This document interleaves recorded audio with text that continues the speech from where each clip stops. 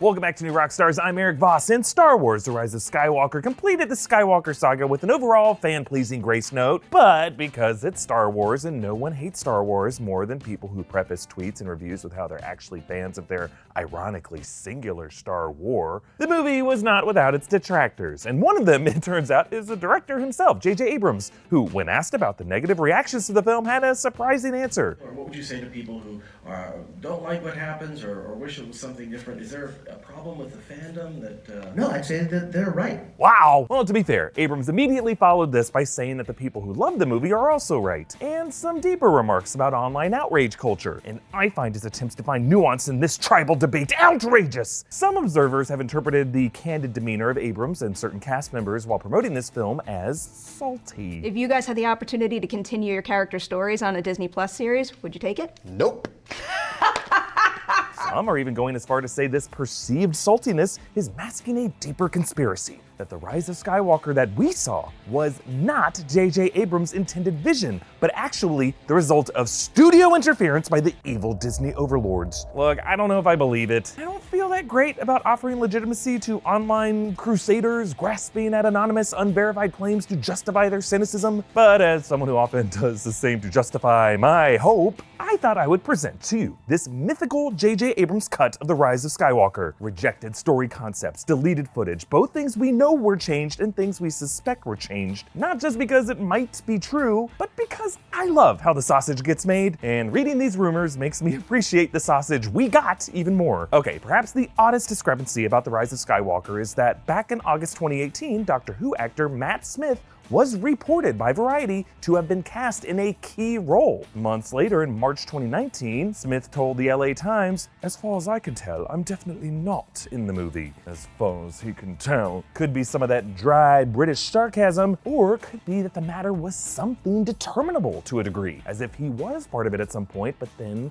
cut. So when the movie came out, Matt Smith's complete absence from the film makes Variety's report pretty weird. Yes, places like Variety, The Hollywood Reporter, Deadline, they aren't exactly winning Pulitzers for their journalistic integrity, but their sources are usually fairly legit. One unverified claim on Reddit by user Lucasfilm Insider, suggests that Smith could have been cast as the Son of Mortis from the Star Wars: The Clone Wars animated series. Son of Mortis is a cosmic being. He's connected to the Dagger of Mortis. He's kind of part of the Star Wars' equivalent to the Holy Trinity, the Father, the Son, the Daughter, and this rumor says that Matt Smith, as the Son of Mortis, would have been an antagonist in The Rise of Skywalker. The user claims that JJ Abrams developed this idea from meetings with George Lucas, but that Disney shot it down because they worried general audiences wouldn't appreciate deep cuts from the animated series, and that the relatively throwaway MacGuffin of the Sith dagger in the film was the last remaining trace of this Dagger of Mortis plot. But the Reddit post with the biggest claims came from user Ego Shop, who cited a secondary anonymous source who claimed insider knowledge of the Rise of Skywalker's production and a rumored director's cut. This cut, according to the source, was 3 hours and 2 minutes long. That's 40 minutes longer than the theatrical cut, so long that JJ, they say, suggested it to be turned into 2 films at one point. This cut would have opened with Rey's training and also a deleted scene involving Rose. There also would have been a shot of the 2 Resistance women at the end of the movie who kiss, holding hands here. There was also a longer version of the scene of Kylo in the burning forest of Mustafar, losing focus briefly as he heard Vader's breathing. Now, according to co-writer Chris Terrio, the return of Palpatine was part of the story long before he and JJ came on board. Apparently, it came from Lucasfilm president Kathleen Kennedy herself to wanted a way to unite all 9 films, including the prequels, under the same antagonist. Though original director Colin Trevorrow, in an interview in November 2019, credited Palpatine's return to Abrams. So there's a bit of confusion where this came from, but it has been part of the Rise of Skywalker story for several years. That light speed skipping was also going to include stops at the Wookiee planet Kashyyyk, Naboo, and Kamino. Jannah was going to be confirmed as Lando's daughter, as the film's visual dictionary has very strongly hinted. Apparently, this JJ cut would have made it clearer what exactly happened at the end of the duel on the ruins of the second Death Star when Leia connected with Kylo and Rey healed him, that through either dialogue or visuals, we would have known for sure that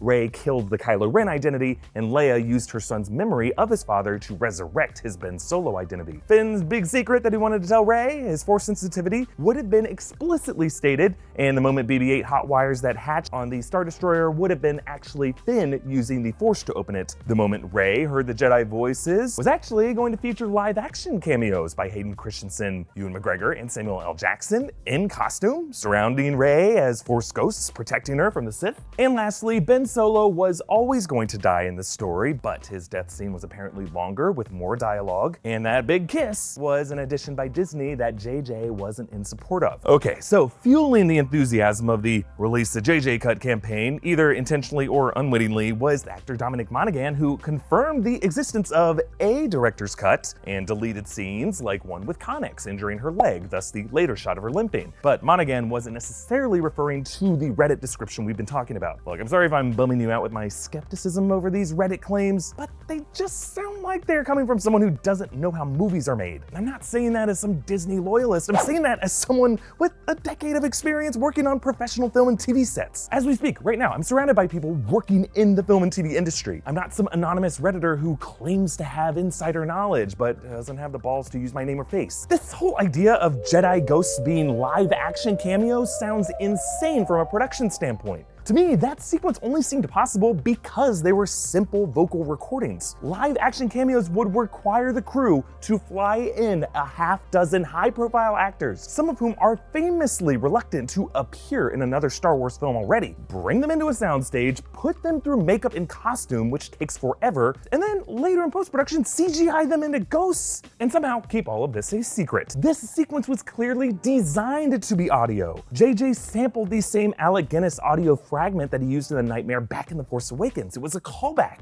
completing the sentence JJ started in Episode 7.